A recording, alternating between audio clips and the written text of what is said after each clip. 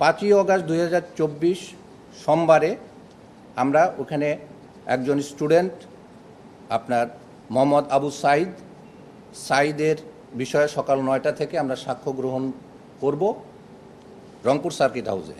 আমরা সিদ্ধান্ত নিয়েছি যে আগামী 4 তারিখে আমরা রংপুরে প্রথমে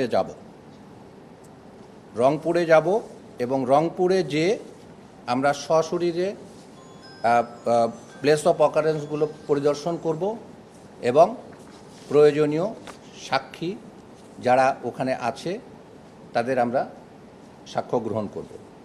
আমাদের সেই সাক্ষ্য গ্রহণের সময়সূচি হিসেবে আমরা যেটা নির্ধারণ করেছি, আমাদের জানা মতে বিভিন্ন সোর্সের মাধ্যমে প্রাপ্ত তথ্য অনুযায়ী রংপুরে যে কজন মারা গেছেন তাদের মধ্যে আমরা 5 তারিখে আমরা আপনাদের সহযোগিতা চাচ্ছি এই কারণেই যে আমাদের এই সময়সূচিটা যেন একটু ব্যাপকভাবে প্রচারিত হয়, যাতে করে মানুষ জানতে পারে যে কমিশন আসবে, কমিশনের সামনে এসে তারা যেন তাদের সাক্ষ্য সাবদ উপস্থাপন করতে পারে।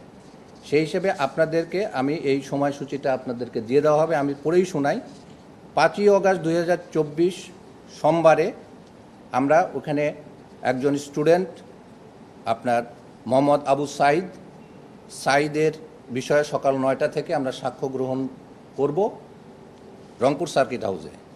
6 তারিখে ওখানে 3 জন ব্যক্তি সাজ্জাদ হোসেন, মুসলিম উদ্দিন মিলন, মোহাম্মদ মানিক মিয়া, তাদের সাক্ষ্য গ্রহণ করব আমরা 6ই আগস্ট 2024 তারিখে।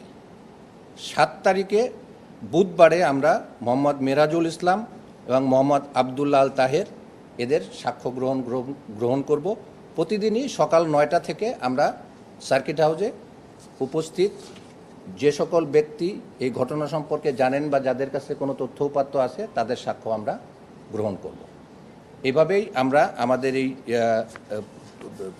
সময়সূচিটা ঠিক করেছি এবং আপনাদেরকে আমরা সহযোগিতা কামনা করছি। এই জন্যই আপনাদেরকে এই সময়সূচিটা আমরা দিয়ে দিব, যাতে করে এইটা আপনারা গণবিজ্ঞপ্তির মতো সারা বাংলাদেশে এই আপনাদের মিডিয়ার মাধ্যমে ছড়িয়ে দিতে পারেন।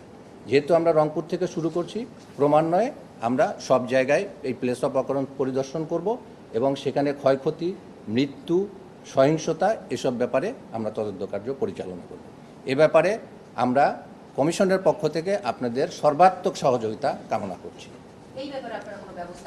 আমরা আপনাদের মাধ্যমে সবাইকে বলতে চাই, এই ঘটনাকে কেন্দ্র করে যারা যারা সাক্ষ্য দিতে আসবেন সেই সকল ব্যক্তিদের সাক্ষ্য দিতে আসার যে প্রয়োজনীয় ব্যবস্থা, তার সাথে সংশ্লিষ্ট যে সকল ব্যক্তিবর্গ আছেন তারা নিশ্চিত করবেন কোনোভাবেই কোনো সাক্ষীকে ভয়ভীতি বা কোনো রকম কিছু প্রদর্শন করা যাবে না।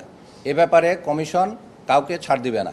ডেফিনেটলি আমরা সবার সাথেই কথা বলবো ওইখানে। আমরা এই জন্যেই, আমরা তো নির্দিষ্ট কাউকে বলতে পারছি না যে আপনি আসেন, আমরা এই জন্য গণবিজ্ঞপ্তি আকারে প্রকাশ করেছি, মাইকিং করা হবে, সেখানে যারা যারা সংশ্লিষ্ট তারা আসলে আমরা তাদেরকে সাক্ষী গ্রহণ করব।